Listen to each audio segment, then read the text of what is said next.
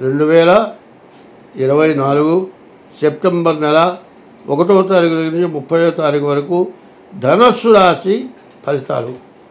ధనుర్మీనయో గురువు. ధనుర్మీనాలకి గురువు అధిపతి. అయితే ఈ రాశి వాళ్ళకి ఏలినాడు శని అయిపోయింది, చాలా బాగుంది, మంచి సమయం, చాలా బాగుంది. కానీ ఇప్పుడు మాత్రం కొద్దిగా చాలా చూస్తుంది. ఎందుకంటే బుధుడు రవి బాగున్నారు, బుధాదిత్య యోగం, వ్యాపారం బాగుంటుంది. తర్వాత శుక్రుడు బాగున్నాడు, శుక్రుడు వల్ల కూడా బాగానే ఉంటుంది. వ్యాపారస్తులకు మాత్రం పూర్తిగా బాగుంది. చదువుకునే పిల్లలకి, విదేశాలకు వెళ్ళేటువంటి వాళ్ళకి ఏం బాగాలేదు. చెప్పాలంటే ఈ రాశి వాళ్ళు వ్యాపారం బాగా సాగాలన్నా, నష్టం లేకుండా ఉండాలంటే అంటే మీ జాతకం చూపించుకోవడం కూడా చాలా అవసరం. ఎందుకంటే ఎప్పుడు కూడా వ్యాస మహర్షి భాగవతం రాశారు. ఆ భాగవతాన్ని తెలుగులోకి పోతన గారు రాశారు. ఇవాళ మనం చదువుకున్న మన పిల్లలంతా ఏం చదువుతున్నారంటే ఇంగ్లీష్ మీడియం, ఇంగ్లీషు చదువు, తెలుగు రాదు, తెలుగు అక్షరాలు పలకవు, తెలుగు రాయాలంటే చేత కాదు. ఇవాళ నేను జాతకం చెబుతున్నాను, ఏమండి మాకు ఏమన్నా మా జాతకం మొత్తం రాసిస్తారంటే తెలుగు రాసేవాళ్ళు ఎవరు లేరు. నాకు 81 సంవత్సరాలు, చెయ్యి వణుకుతుంది, నేను రాయలేను, తెలుగు రాసేవాళ్ళు ఎవరు లేరు. ఈ తెలుగులో మరి ఎన్నో రామాయణ, భారత, భాగవతాలు ఉన్నాయి. ఈ భాగవతం చాలా విశేషంగా రాశారు. జ్యోతిష్యానికి అనుబంధంగా రాశారు. జ్యోతిష్యం ఎట్లాంటిదో రాశారు. ఎప్పుడు కూడా పోతన గారు రాసిన జ్యోతిష్యంలో ఏం చెప్పారంటే, మానవుడు పుట్టిన తర్వాత ఆగామి సంచిత ప్రారంధాలని 3 వల్ల పుడతాడు. ఈ 3 వల్ల పుట్టిన తర్వాత ఎప్పుడు కూడా మానవుడికి జ్ఞానం వచ్చిన తర్వాత పక్క ఎవరైనా అరుచుకుంటున్నారు అనుకోండి, బాగా శబ్దం, మాటలు వినపడుతూ ఉంటే పరిగెత్తుకుంటూ పోయి అక్కడ పోయి చూస్తారు. అదే ఎక్కడన్నా భజన చేస్తూ మైకు పెట్టారనుకోండి, ఇది కాదు ముందు ఆ మైకు ఆపిస్తారు. ఆ భజన చెవుల్లో పడకూడదు. ఒకప్పుడు తెల్లవారుజామున లేచి బ్రహ్మ ముహూర్తంలో మైకు పెట్టుకొని ఒక వేళలో తిరిగి భజన చేసేవాళ్ళు. ఆ భజన మంచంలో ఉన్నవాళ్ళు వింటే వాళ్ళ రోగాలు పోతాయి, వాళ్ళు బాగుంటారని చేసేవాళ్ళు. ఎప్పుడు కూడా భగవంతుడి యొక్క నామస్మరణ చేయటం మన పాపాలని హరిస్తాయి, మన గ్రహ దోషాలని కూడా పోతాయి. గ్రహము అంటే మనం దేవుడు పూజ చేసినా, గ్రహాల యొక్క పూజ చేసినా అనుగ్రహం కలుగుతుంది.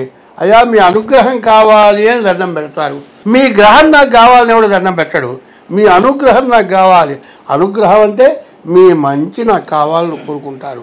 నీకు మంచి కావాలి అంటే దేవతా పూజలు ఎప్పుడు చేయాలి, తల్లిదండ్రులను పోషించాలి, భార్యని హింసించకూడదు. తల్లిదండ్రులు పిల్ల పెద్దదైన తర్వాత కనీసం 18 సంవత్సరాలు దాటిన తర్వాత మగవాడికి ఇచ్చి పిల్లని వివాహం చేసి తన ఇంటి దగ్గర నుంచి అత్తగారిని పంపిస్తారు. అత్త ఒక ఇంటి కోడలే, కోడల్ని అత్త బాధ పెట్టచ్చు, అత్తని కోడలు బాధ పెట్టచ్చు. ఎవరు ఒకళ్ళు బాధ పెట్టకూడదు. కాదండి వీళ్ళల్లో తేడా వచ్చిందనుకో, భర్త అయినటువంటి వాడు అందరినీ సమర్థించి భార్యని కన్న తల్లిదండ్రులు ఎట్లా చూశారో భార్యను ఎట్లా చూడాలి. పెద్దవాళ్ళ మాటలు విని భార్యని హింసించకూడదు.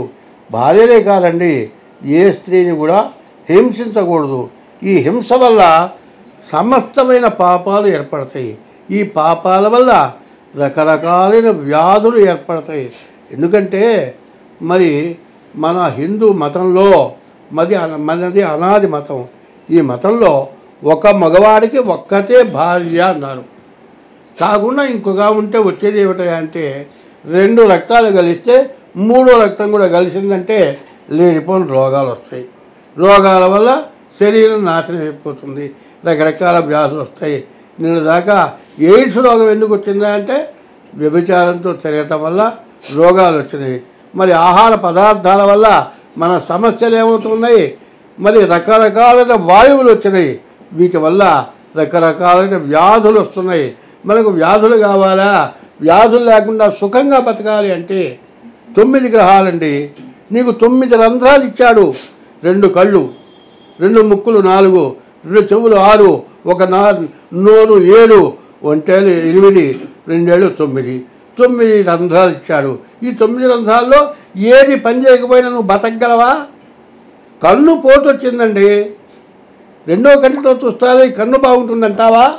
అట్లా అనలేవే.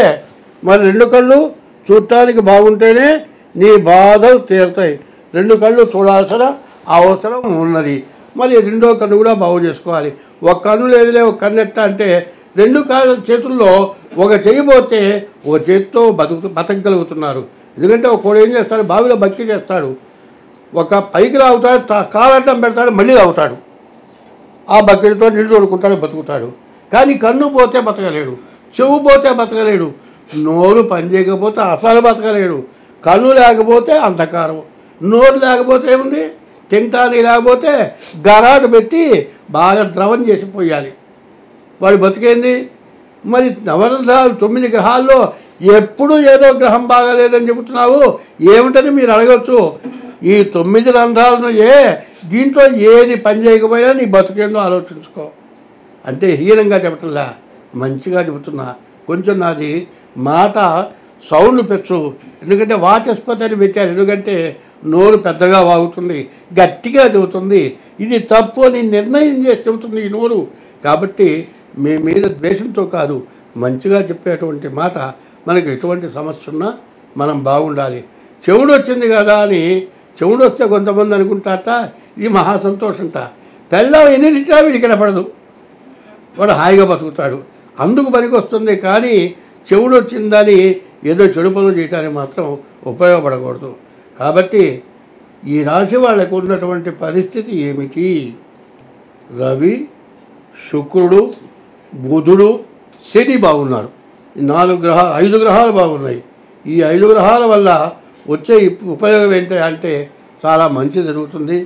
ఎందుకంటే ప్రతివాళ్ళు ఎప్పుడు కూడా మనం ఏం చేయాలంటే, అన్నం వండామండి, లేకపోతే కూర చేశారనుకోండి, ఉప్పు సరిగ్గా సరిపోయిందో చూసుకోవాలి. ఉప్పు తక్కువైతే పర్వాలే, ఉప్పు తక్కువైతే తీసుకెళ్ళి దెబ్బలు పడేయాలి. అట్లాగే గ్రహాలు బాగుండకపోతే మనకైతే అధోగతి. అటువంటి పరిస్థితి రాకుండా ఉండాలంటే మన జాతకాలు చూపించుకోవడం చాలా అవసరం. ఎప్పుడు కూడా ఇల్లు కడుతున్నామండి, ఫౌండేషన్ ఖర్చు అవుతుందే, గోడ కంటే స్లాబ్ కంటే ఫౌండేషన్ పెరుగుతుందని ఫౌండేషన్ లేకుండా ఇల్లు కడితే మన్నాడు పడిపోతుంది.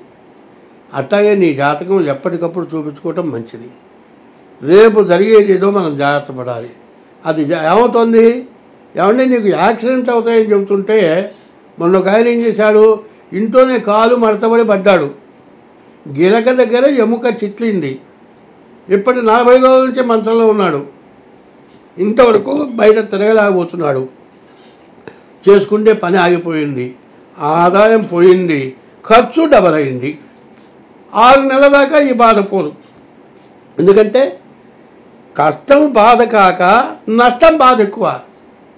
చేసే వ్యాపారం ఆగింది, మళ్ళీ 2 నెలలు వ్యాపారం చేయకుండా మళ్ళీ మొదలుపెడితే 6 నెలల దాకా కూడా పాత వాళ్ళు నీ దగ్గర.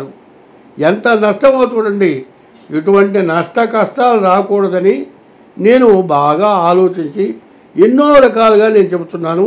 నేను చెప్పేది ఆలోచించుకుంటే మీకు అన్ని విధాలా బాగుంటుంది. మరి అందరిలాగా నేను తీసుకోను. కాబట్టి మీరు కావాలంటే జాతకాలు చూపించుకోండి, సాముద్రికం ద్వారా కానీ మరి జాతక చక్రం ద్వారా కానీ మీరు జాతకం చూపించుకోండి. మీకు తగిన ఆ దోషాలుంటే రెమెడీ కూడా మేము చేయిస్తాము. కాబట్టి మీరు ఎవరైనా సరే మీకు ఎప్పుడు కావాలంటే అప్పుడు మీ జాతకం చూడటం జరుగుతుంది. స్వస్తి.